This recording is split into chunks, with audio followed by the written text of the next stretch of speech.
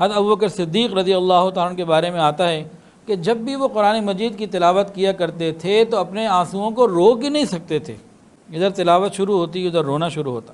حضرت عمر فاروق رضی اللہ عنہ کا معاملہ بھی ایسا ہی تھا کہ ایک مرتبہ جب لوگوں کو نماز پڑھانے لگے تو قرآن کی تلاوت کرتے کرتے رو پڑے، اور روتے روتے ہچکی بن گئی، تیسری صف تک لوگوں نے ان کے رونے کی آواز کو سنا، اور انہی کے بیٹے حضرت عبداللہ ابن عمر رضی اللہ تعالی عنہما قرآن مجید کی تلاوت کر رہے تھے، کرتے کرتے کرتے یہاں پہنچے یوم یقوم الناس لرب العالمین، وہ دن قیامت کا کہ جس دن انسان اپنے پروردگار کے حضور کھڑا ہوگا۔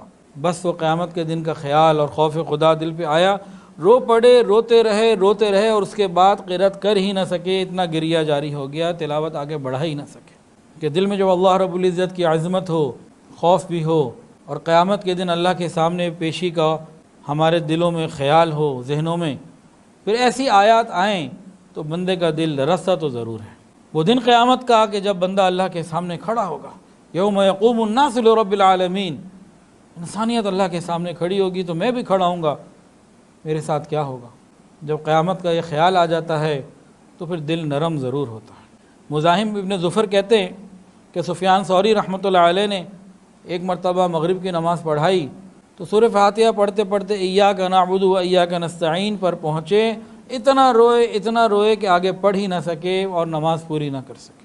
حضرت عمر ابن عبد العزیز رحمۃ اللہ علیہ کے بارے میں آتا ہے کہ جب انہوں نے یہ آیت پڑھی فَأَنذَرْتُكُمْ نَارًا تَلَظَّىٰ، جہنم کی آگ کا جب ذکر آیا تو بس پھر وہ پڑھتے رہے ساری رات اور روتے رہے۔ تہجد کی نماز سے ہی اکیلے تھے، ساری رات یہ پڑھتے رہے اور ساری رات روتے رہے کہ جہنم کی آگ کے سلگنے کا ذکر، کہ وہاں کیا تکلیف کے معاملات ہوں گے۔ محمد ابن منکدر کے بارے میں آتا ہے وہ تلاوت کرتے کرتے ایک رات یہاں تک پہنچے وَبَدَا لَهُم مِّنَ اللَّهِ مَا لَمْ يَكُونُوا يَحْتَسِبُونَ، وہ بھی پھر قرآن کی اس آیت کو پڑھتے رہے اور روتے رہے کہ قیامت کے دن وہ معاملہ پیش آئے گا جس کا ہمیں گمان بھی نہیں، پتہ نہیں کل کیا پیش آ جائے۔ اکابرین میں سے ایک بزرگ تھے، وہ قرآن مجید پڑھتے پڑھتے اس آیت تک پہنچے وَإِن مِّنكُمْ إِلَّا وَارِدُهَا كَانَ عَلَىٰ رَبِّكَ حَتْمًا مَّقْضِيًّا، کہ تیرے رب کا فیصلہ ہے کہ ہر ایک نے پل صراط کے اوپر سے گزرنا ہے۔ بس پڑھتے پڑھتے یہ آیت آئی، پل صراط کا خیال آیا اور رونا شروع کر دیا۔ پل صراط کیا ہے؟ یہ عین جہنم کے اوپر ایک پل ہے، اور ہر ایک نے اس کے اوپر سے گزرنا ہے۔ جو گزر جائے گا سامنے جنت ہے، جو نہیں گزر سکے گا نیچے گرے گا، نیچے جہنم ہے۔ اچھا کون گزر سکے گا اور کون نہیں، اس کا اصل تو قیامت ہی کے دن معلوم ہوگا، لیکن علماء کرام نے یہاں لکھ دیا ہے، بتا دیا ہے کہ کون گر سکے گا اور کون بچ سکے گا۔ ایک علامت انہوں نے بتائی ہے اپنے علم کی بنیاد کے اوپر۔ انہوں نے فرمایا کہ دنیا میں جو شریعت کے اوپر استقامت کے ساتھ چلتا ہوگا وہ قیامت کے دن پل صراط استقامت سے چل کے کراس کر جائے گا، اور جو دنیا میں شریعت پر عمل کرتے ہوئے پھسلتا ہوگا یہ قیامت کے دن پھسل جائے گا۔ جو شریعت پر چل رہا ہوگا، ہم دیکھیں شریعت پہ چل رہے ہیں کہ نہیں، کبھی نماز 5 پڑھی، کبھی 3 پڑھی، کبھی کوئی نہ پڑھی، کبھی عشاء کے وقت میں ہی 5 پڑھ لیں۔ ہمارے گھر میں شادی بیاہ کے معاملات ہوتے ہیں اور باقی معاملات اور لین دین، تو جو شریعت پر استقامت کے ساتھ چلنے والے ہیں یہ پل صراط کو آسانی سے کراس کر جائیں گے۔ یہ علماء نے بات لکھی ہے۔ رسول اللہ صلی اللہ علیہ وسلم مرض الوفات میں ہیں، اور آپ نے امی عائشہ کو فرمایا کہ ابوبکر سے کہیں کہ وہ لوگوں کو نماز پڑھائیں۔ امی عائشہ نے کیا جواب دیا؟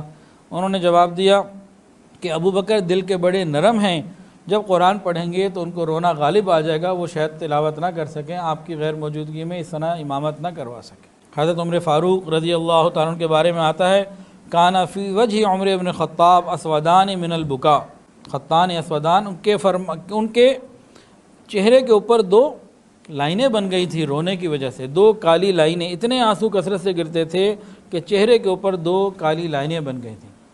کون؟ عمر فاروق رضی اللہ تعالیٰ عنہ، اتنا روتے تھے۔ حضرت علی رضی اللہ عنہ کے بارے میں آتا ہے کہ ایک مرتبہ محراب میں رو رہے تھے قرآن پڑھتے ہوئے، اور اتنا رو رہے تھے کہ آنسو جو ہیں داڑھی کے اندر سے نیچے گر رہے تھے۔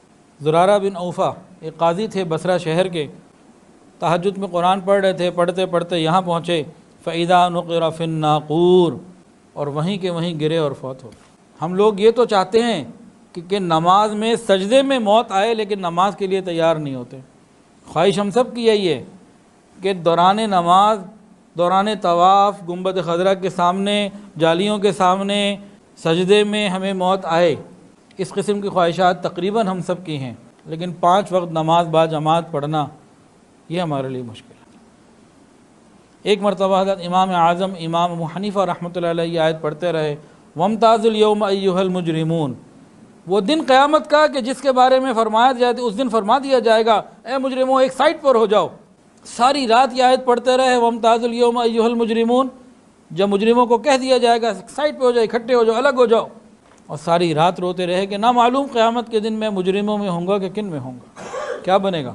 جب اس قسم کی قرآن مجید کی آیات انسان پڑھے اور سنے اور دل میں اللہ تعالیٰ کے سامنے پیشی کا خیال ہو، پھر دل لرزتا تو ضرور ہے۔ ہم رمضان میں قرآن پڑھتے ہیں، تراویح میں پڑھتے ہیں، سنتے ہیں، کیا ایسی کوئی کیفیت ہمارے اندر بھی آتی ہے؟ 16ویں سپارے کی ایک آیت ہے، اگر آیت پڑھوں گا تو جتنے لوگ موجود ہیں ان سب کو سجدہ کرنا واجب ہو جائے گا۔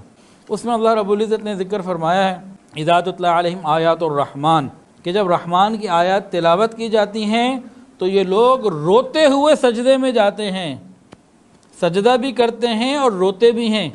تو ایک مرتبہ کہیں ایک امام صاحب تھے، انہوں نے یہی آیت تلاوت کی اور تلاوت کرنے کے بعد سجدے میں چلے گئے، آیت سجدہ ہے۔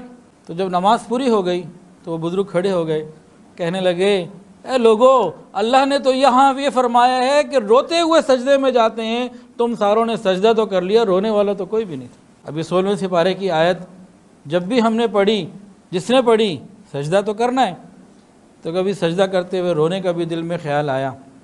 حضرت ابوبکر صدیق رضی اللہ تعالیٰ عنہ ارشاد فرمایا کرتے تھے، تمہیں رونا نہ آیا کرے تو رونے کی شکل ہی بنا لو، ہم تو اس سے بھی دور ہو گئے۔ امام نووی رحمۃ اللہ نے ایک بات لکھی ہے، وہ فرماتے ہیں کہ جو بندہ تلاوت قرآن کرتے وقت نہیں روتا، اس کو اپنے نہ رونے پہ رونے کی ضرورت ہے کہ فَإِنَّهُ أَعْظَمُ الْمَصَائِبِ، یہ بہت بڑی مصیبت میں گرفتار ہے یہ شخص کہ اللہ کا قرآن پڑھ رہا ہے، اسے رونا نہیں آتا، یہ شخص تو بہت بڑی محرومی کے اندر ہے، یہ بڑی مصیبت کے اندر مبتلا ہے یہ شخص کہ اللہ کا قرآن پڑھ رہا ہے، سن رہا ہے، اس کو رونا نہیں آتا۔ اس کو اپنے نہ رونے پہ رونے کی ضرورت ہے کہ یا اللہ کیا بنے گا میرا۔